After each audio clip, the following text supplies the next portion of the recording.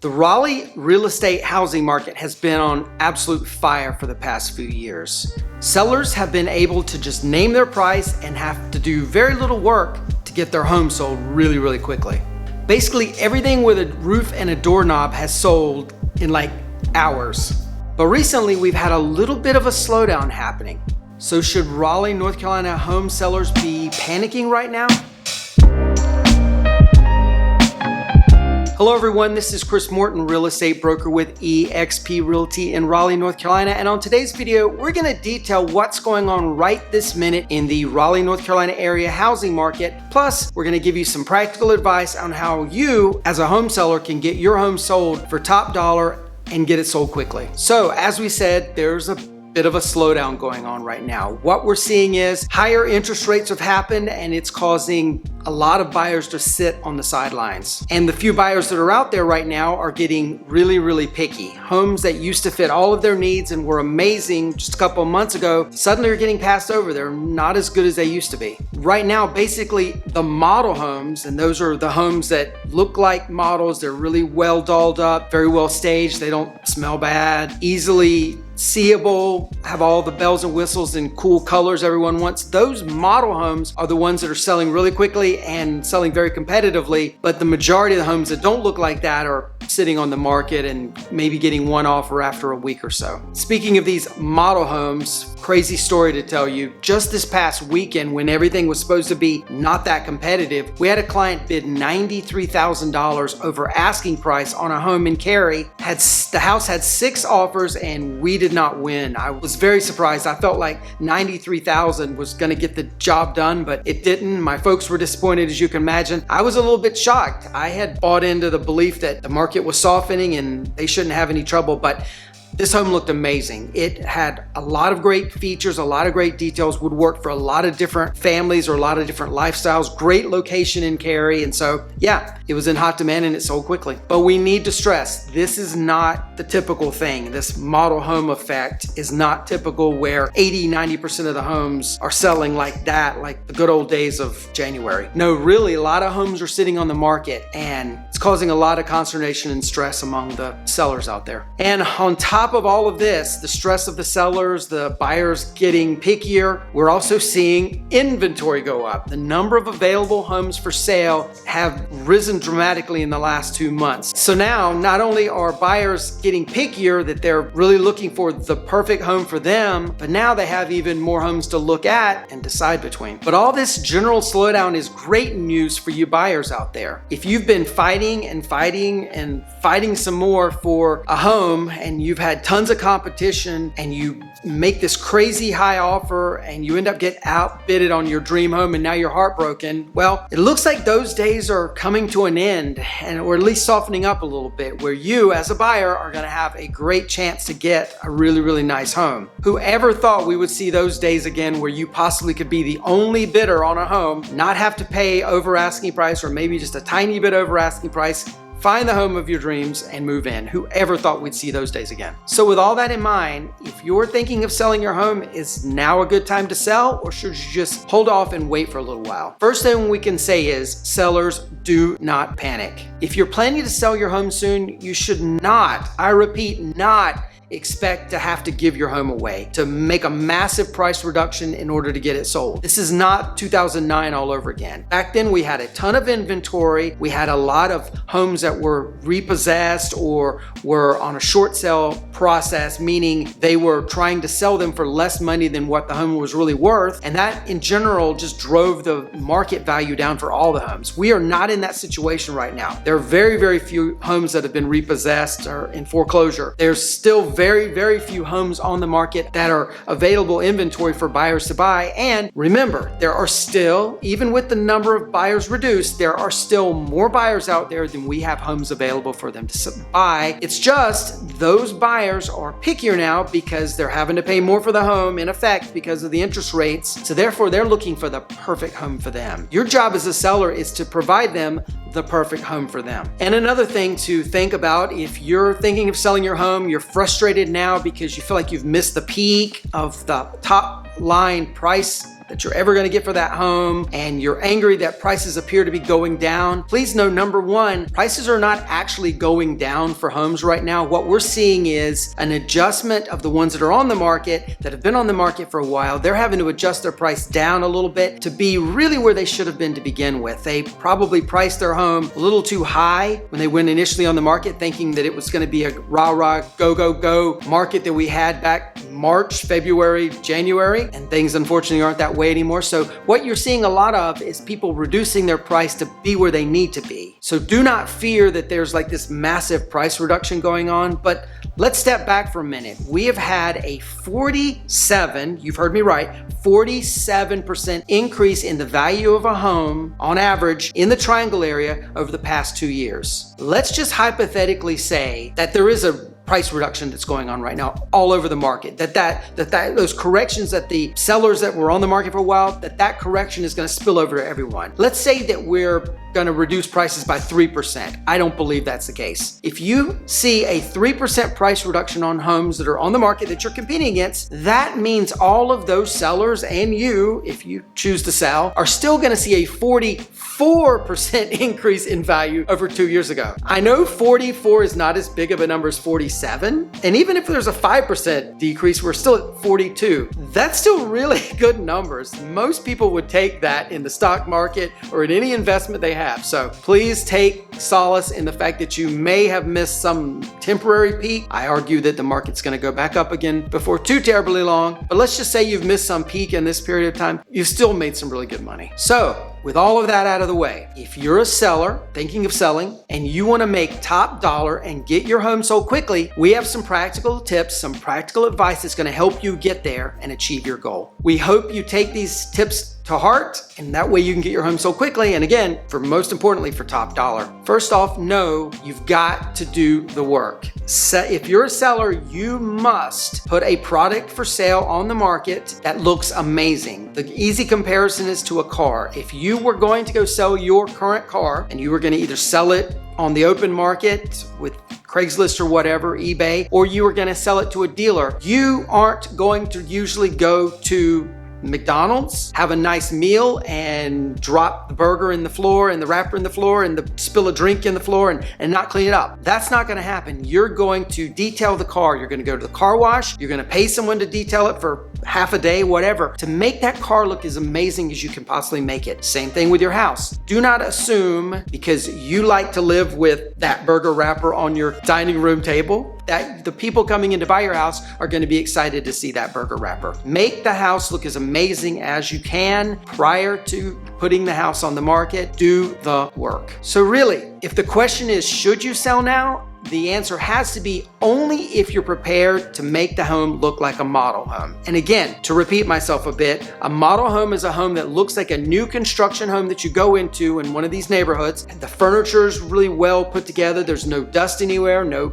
burger wrappers sitting around. The home looks good, smells good, has nice modern features, and those homes are the ones that are selling. And I know what you're thinking. No, I am not saying your 1960 split level needs to be torn down and rebuilt into a modern new home so that you could sell that home. That's not what I'm saying. You don't have to have modern features, open floor plans, and all that sort of thing. You just have to have it looking good, painted well, using a modern, likable paint color like Amazing Gray or something to that effect, as opposed to like burnt umber orange and stuff that was really popular in the 70s. You just have to have your home modernized, looking as good as you can, dust up, looking great. So in order to make your home look like a model, let's go through some of the tips that we would recommend you do to get there. Tip number one, declutter. I've heard somewhere that you should declutter your home and then declutter it another 50%. Americans live with a lot of stuff. We love our things, but when we go to buy a home, we don't love your things. We love our things. So you want to declutter, make it as easy as you possibly can for people to get around and navigate through your home. This decluttering also includes large furniture. I just showed a home yesterday. The bedroom needed a queen size bed or a full size bed. They had a king size bed in that room. Understandably that someone may have their bed and they want to sleep in their bed. But when you go to sell a home, you need to remember it is no longer your home from the moment you put it on the market. It is a product for sale, just like that car we talked about earlier. So you need to declutter, remove the big furniture, and let the buyer see your home in its best form. Along those lines, you need to, after you declutter, you need to do a deep cleaning on that home. I call it loopizing. So Lupe is my goddess. She does all of the cleaning, the last minute cleaning on any listings I have coming on the market to make them shine.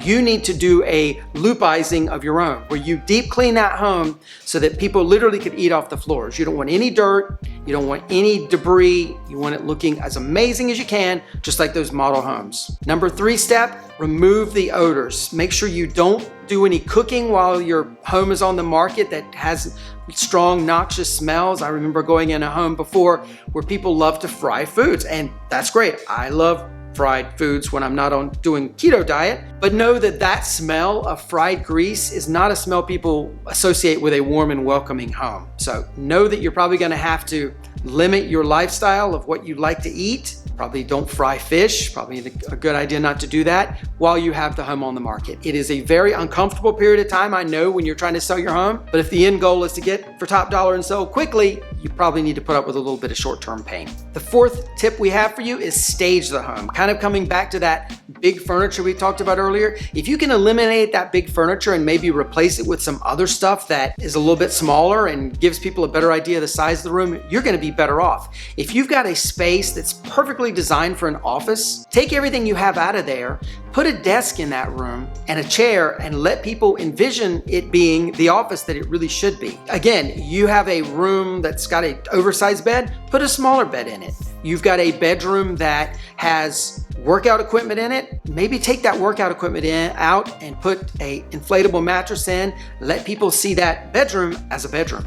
The 5th tip we have for you, if you can afford it, and we strongly recommend it to budget for it, paint the walls, the interior of your house, a nice neutral color that's very, very popular today. Again, like amazing gray, where you can have a uniform look.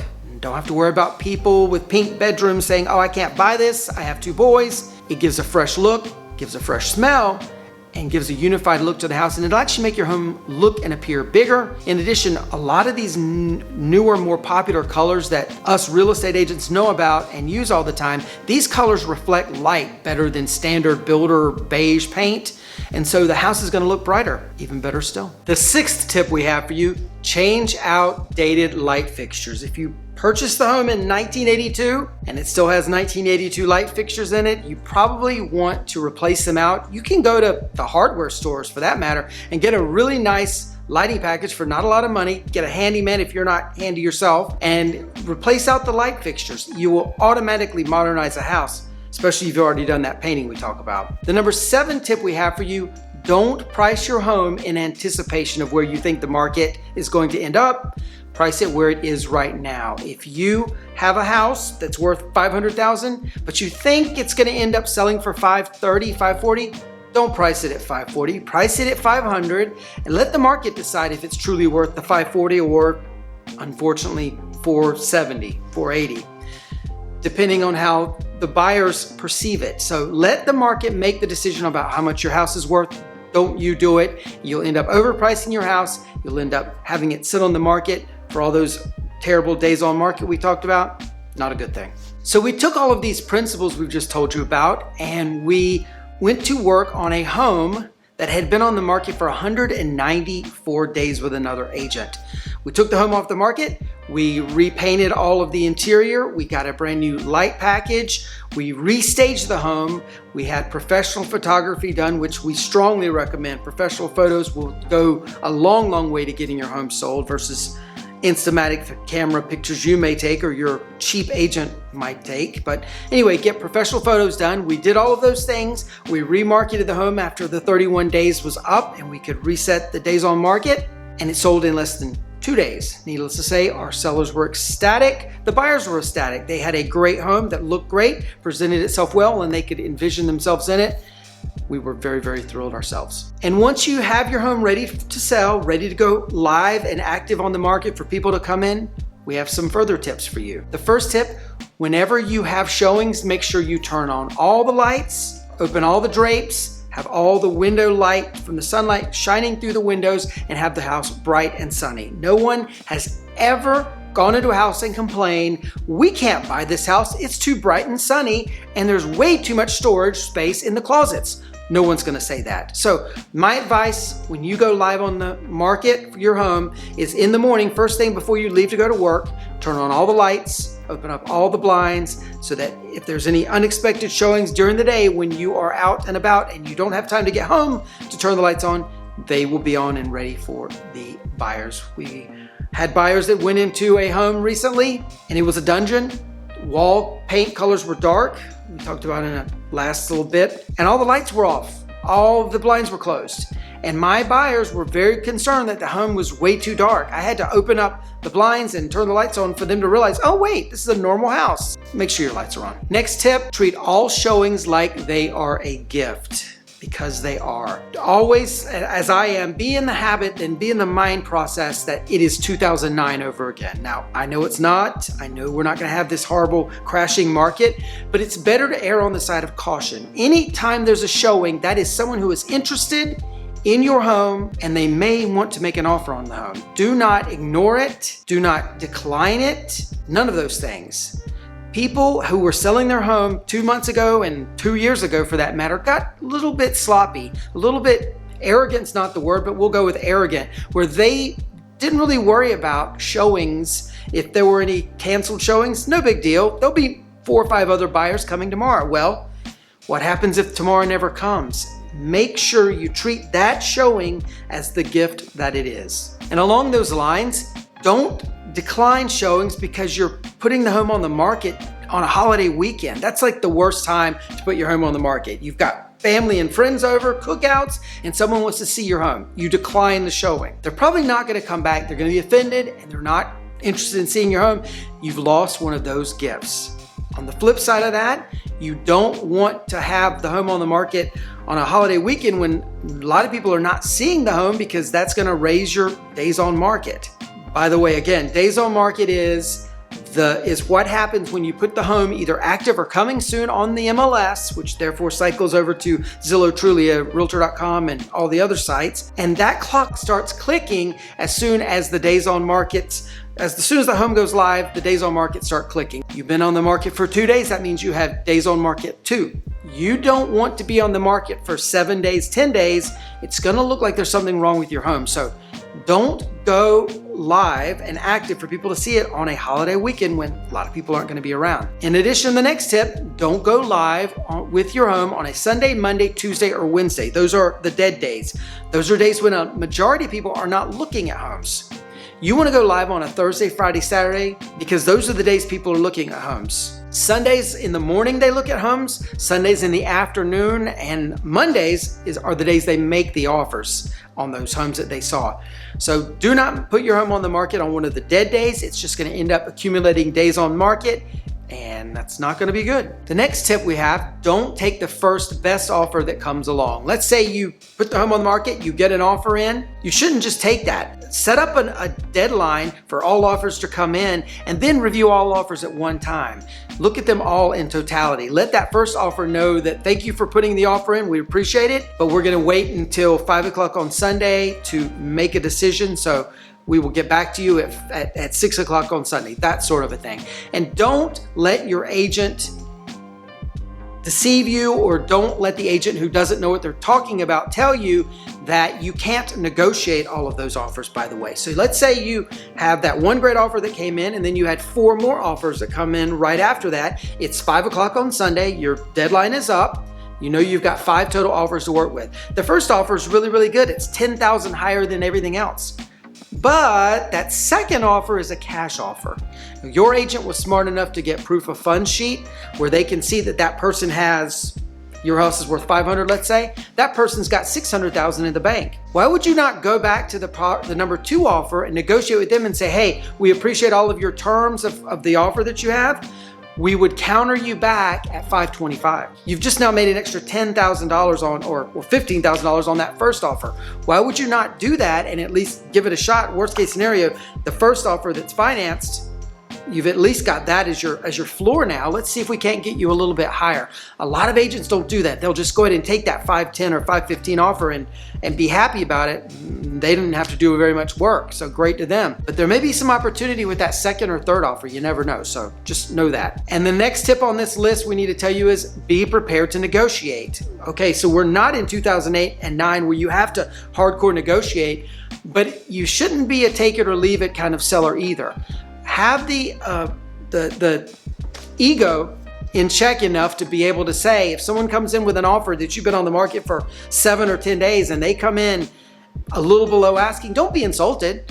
Negotiate with them. Let's say you've got that $500,000 house and they come in at $480. Maybe you end up at $490, $495. It's worth you taking the time to negotiate with that buyer through your listing agent to try to get you the very best value you can. Don't be upset about it. There's a agent who's been in this market for a long time, and her saying is to her sellers, don't be insulted at the people who brought you a low offer. Be upset and angry at the people who saw your house and didn't bring you an offer at all. So look at it in those regards. And if your home has been on the market for the 7 days, 10 days or longer that we talked about, the days on market are racking up, know that the best thing you can do is tell your seller, let's take the home off the market. Let's figure out what was wrong with the home, why it didn't sell in these last 10 days. Fix that. Wait for 31 days after you've taken the home off the market and relist it back on the market. That will cause your days on market clock to zero out. So your 32nd day will be your new days on market 0 day. And hopefully you've repainted the house, restaged it, reconceptualized it, and remarket it, targeting it to the target audience that's going to buy that house, so that when you do put it on market on day 32, 33, it's going to sell like that. So make sure you zero out your days. If you've gone too long, figure out what's wrong and fix it. In our minds, this slowdown we're seeing is really kind of healthy. It's giving the buyers a chance to make a good offer on a good house for them without being all stressed out and angry and having this animosity that's been going on for the last couple of years. And for sellers, I see it as a plus as well. If you're a seller who's willing to do the work, to do the sweat equity to get your home looking like a model home, you're gonna stand out from the competition. Most of the sellers out there aren't gonna look like model homes. They're gonna have the burger wrappers on the table that we talked about earlier. By you having your home looking great, even with a lot of competition, you're gonna be able to sell for top dollar and sell it quickly. If you are considering a sale of your home in the Raleigh market, or you're thinking of buying and moving into the Raleigh market, my team and I would love to be your real estate agents of choice. You can call us on the number below, email us at hello@mortonbradbury.com, or you can click on the link in the description below this video and get to us that way. As always, please like and subscribe if you haven't already done so. We would love you to join the Living in Raleigh TV family. And with that being said, this has been Chris Morton. Appreciate you watching and look forward to seeing you on the next one. Take care. Bye-bye.